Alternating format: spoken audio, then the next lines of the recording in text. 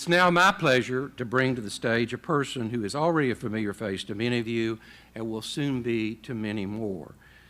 Please welcome my successor as of July 1, who will then introduce her former employer as of July 1. Deborah, welcome.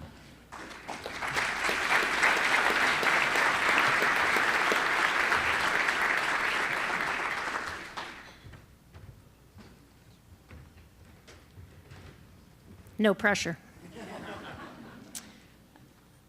When we were sitting down to lunch, Marcia said, "So tell me how you came to this decision to make this move." And I don't think anybody could sit through this series of awards or that video. And I've had the great fortune of having Bob from the beginning called me that damn lawyer, and have Sandra be one of my mentors, and know Marcia well enough because she was our board chair, and certainly to know Kirk to say, well, why wouldn't I join this organization? So I'm so excited to look to the future, but at the same time, I love my current job, and I love my organization, and it's because of colleagues like Donna Orem, who I will make cry. She actually cries at previews in movies. You know, Donna's been NAIS's president for 3 years, but before that she was COO for 11 years.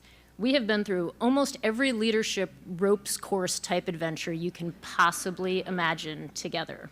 I mean, everything. Every once in a while she'll say, "Do you remember it?" I say, "Yes, I remember. I had a bad dream about it last Tuesday." But we've also had just an incredible amount of fun and growth together. We've worked together for almost 20 years. And she is so optimistic about our schools and our collective future. Jefferson Burnett, who I'm sure is in here, he once said if Genghis Khan was standing here, Donna would comment on his wonderful leadership skills. And that is actually an accurate assessment. So while I'm sad to leave NAIS, I'm thrilled to introduce my colleague to give us an NAIS update, Donna Orem.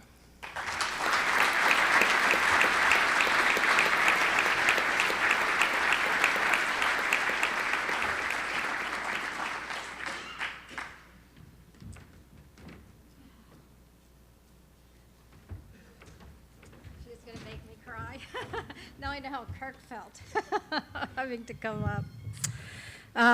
This is actually hard for me. I've gotten to know Kirk over the years and just so enjoyed that so much. You know, what a wonderful leader. And you're so lucky to get Deborah. She is such an incredibly thoughtful human being, such a warm human being, and it has just been my delight to work with her. On the funny side, though, Deborah and I have worked together on so many things, but we share the work of governance at NAIS. And I always know that something really bad is going down when I get an email from Deborah with the subject line that says, "I can't make these things up." and you know that it's going to be some story that we haven't heard before. So.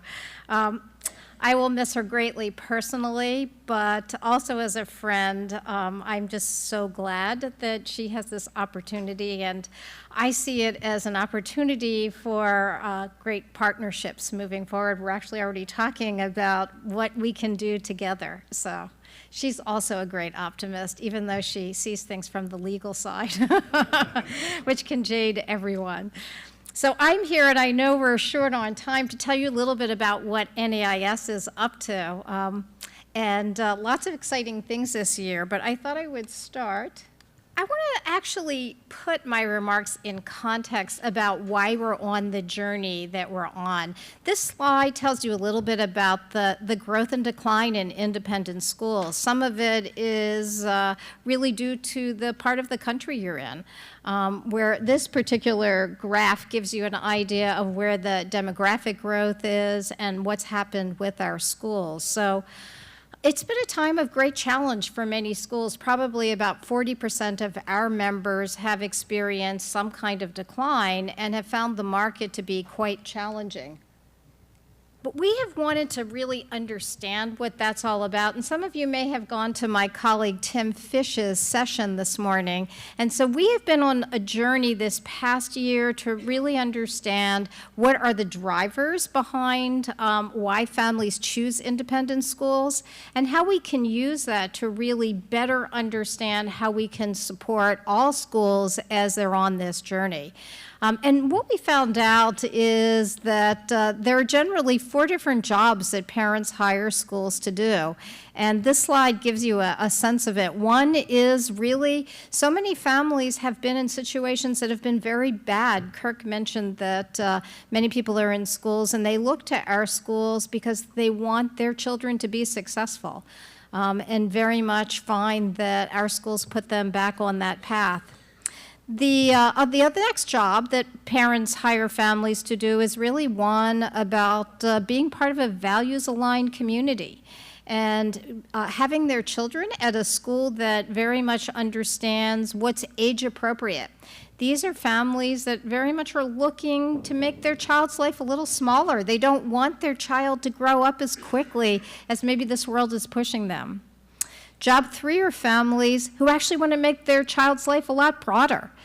They want their child to understand that it's not all about them, that we're put on this earth to make the world a better place. And finally, there are families who very much are looking to schools to help their child advance and to get into the kind of college that they hope for. So all of these present very different challenges, I think, in terms of understanding how to meet families where they are and how our schools, while not losing sight of what their mission is, can certainly help parents to understand how to translate that mission into what they're doing. We also have done a lot of work in school governance, as I mentioned, and recently we just conducted some research to understand what boards think they do well and where they need support. And obviously, they do excel in some areas. The fiduciary skills are something that boards do quite well, but there's a lot of room for boards to understand how they can really help schools navigate in this very complex time.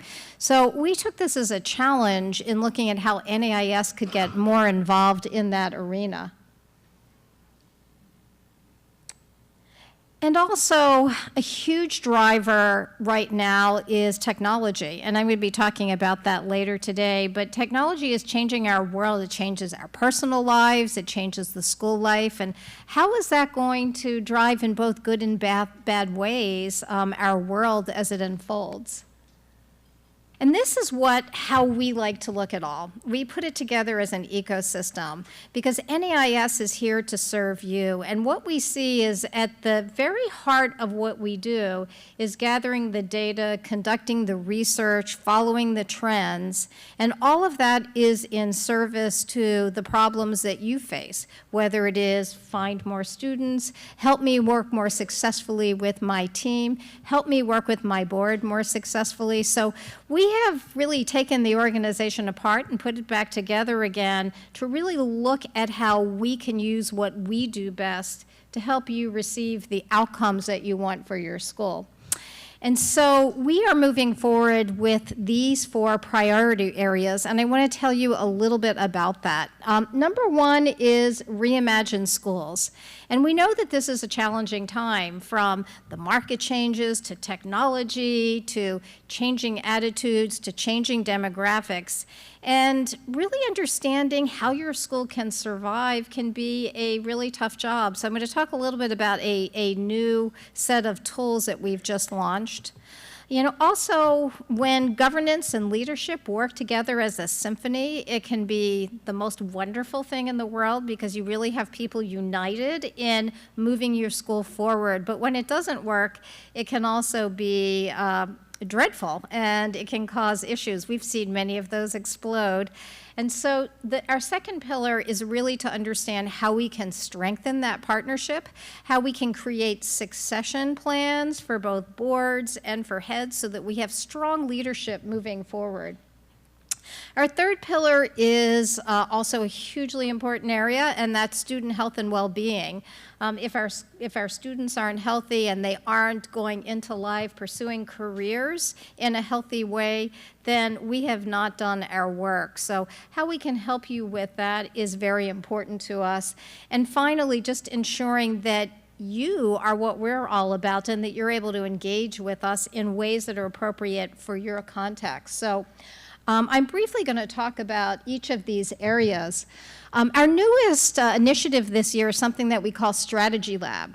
And although we've always been in the data and research collection work, partnering with SAIS on many of those opportunities, we realized that the times are so complex that we really need to get down in the trenches with you. So we've launched the Strategy Lab program, and the idea is that we will take a problem. This year we're really concentrating on mission and market and the intersection of the two.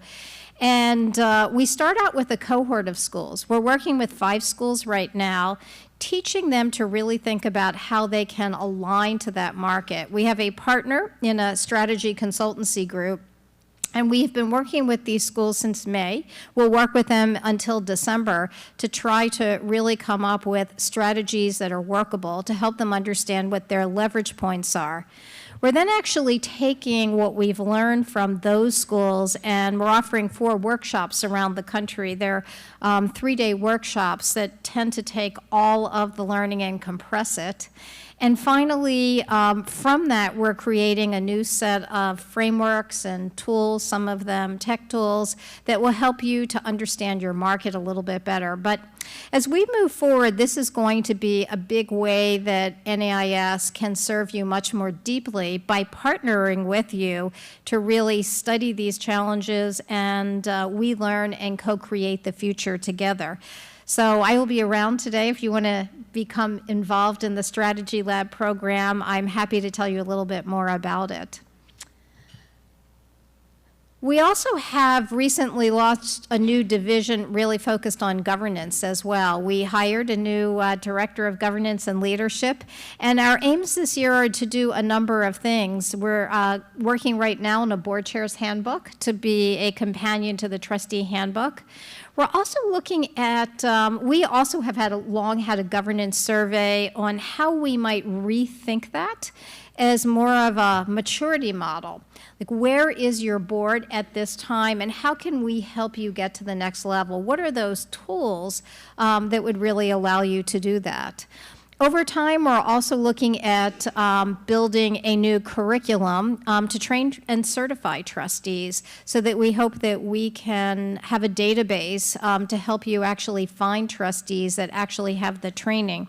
To drive that, we are partnering with the University of Pennsylvania to do some groundbreaking research to understand really what drives that partnership between good leadership and governance. We just had our kickoff meeting with them, and we'll have the first part of that research ready to unveil at our annual conference this year. And we will continue to grow those governance services because we feel that it's really very important for you to have strong governance at your back. In student health and well-being, these are efforts that Deborah is actually leading for us right now, so we'll be sad to miss her leadership, but I'm sure she'll bring it to SAIS. We really want to understand the landscape a little bit better, and so we're looking to conduct some research to understand really what's going on at our schools. Where are kids thriving and where are they not thriving? And that research is really going to help us to understand where we put our efforts in the future. Because certainly what we want to do is to launch lots of resources to help you continue to conduct research that will drive that and inform you, and give you lots of tools to use at your own school. So in addition to that, We hope that you will consider coming to one of our 2 conferences this year. Our People of Color Conference is not too far away. Our Student Diversity Leadership Conference is now fully subscribed, but there's still room in POCC. And we're looking forward to a thriving conference. This year, our annual conference, which is on the West Coast, we're hoping for sunshine and warm weather. We'll see if that does materialize, is really all about reimagining our schools. And we'll have lots of different speakers and other kinds of frameworks and new types of ways for you to interact with each other. So that's just a brief update of where we are going in the months ahead. Our board is currently engaged in a strategic visioning process. I'm about to go home to a board meeting where we're going to do 4 case studies where we're going to look at the way education is changing and talk about what are the implications for our schools and what does that mean as we look forward in the next 5 years for NAIS, because we need to continue to grow to be there for you. So it's a real pleasure. I always love coming to SAIS to see so many old friends and to make some new ones. And I thank you for being such a great partner to NAIS. And it's always great to connect with Kirk. And as I said, I'll look forward when Deborah's here to the kind of partnership as well that we can forge in support of schools. So thank you very much.